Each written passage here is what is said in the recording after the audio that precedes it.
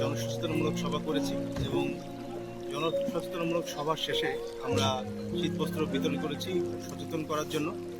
কারণ আমরা দেখেছি এর আগেও বিভিন্ন জনসচেতনমূলক সভার পরে আমরা পজিটিভ ফিডব্যাক পেয়েছি। বিজেপির পক্ষে একার পক্ষে এই পুরা এলাকায় কিন্তু চোরাচালান বিরোধী কার্যক্রম এবং অবৈধ অনুপ্রবেশ রোধ সম্ভব নয়। তো এজন্য এলাকার যে জনসাধারণ আছে তাদের হেল্প প্রয়োজন।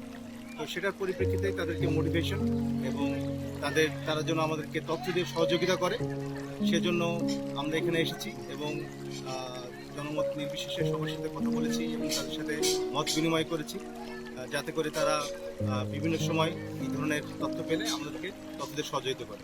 বিভিন্ন রকম চোরাচালান কার্যক্রম করে তাদেরকে আমরা বিভিন্ন উপকরণ, মাছ ধরার উপকরণ থেকে শুরু করে জীবিকা নির্বাহের জন্য বিভিন্ন রকম উপকরণ দেয় এবং তাদেরকে সময়ে সময়ে সময়ে আমরা মোটিভেশন করেছি।